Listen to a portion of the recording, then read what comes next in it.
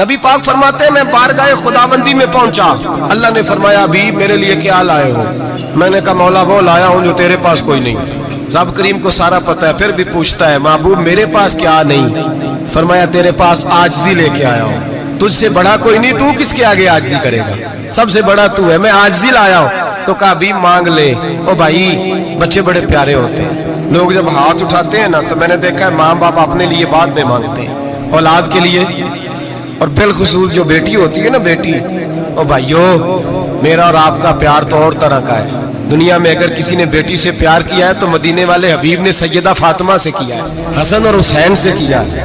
معراج کی رات جب نبی پاک سے رب کریم نے کہا کہ بولو محبوب کیا چاہیے، کسی کمزور روایت میں بھی نہیں ملے گا کہ نبی پاک نے کہا اے اللہ فاطمہ کے لیے کچھ دے، اے اللہ حسن حسین کے لیے کچھ دے۔ امتی بھول جاتا ہے، اسے خیال ہی نہیں آتا، یہ سوچتا ہے کیسے حضور کی فرما برداری کروں۔ میرے نبی کریم علیہ السلام فرماتے ہیں جب رب نے پوچھا کہ ابھی کچھ مانگ لے، نہ حسن کی بات، نہ حسین کی بات، نہ فاطمہ کی بات، نہ علی کی بات، نہ ابو بکر، نہ عمر، نہ عثمان، نبی پاک نے کہا اللہ تو میرے ساتھ گناہگاروں کی بات کر، اے اللہ تو گناہگاروں کی بات کر، یہ بھول جائیں گے، پھٹک جائیں گے۔ تو رب کریم نے کہا محبوب میں تیرے ساتھ وعدہ کرتا ہوں تیری آدھی امت بغیر حساب کتاب جنت میں داخل کر دوں گا۔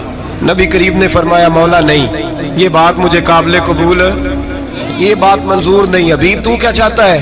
تو کہا اللہ تو مجھے سفارش کا حق عطا کر، تو مجھے اجازت دے، میں کہتا جاؤں تو معاف کرتے جانا۔ حضور کہہ سکتے تھے نا چلو آدھی بخشی گئی بھئی آدھی اچھے عمل کرے، فرمایا نہیں مجھے حق شفاعت دے۔ نبی پاک فرماتے ہیں میرے رب نے مجھے سفارش کا حق دیا ہے، میں قیامت میں سفارش کرتا جاؤں گا، اللہ میری امت کو جنت عطا کرتا جائے گا۔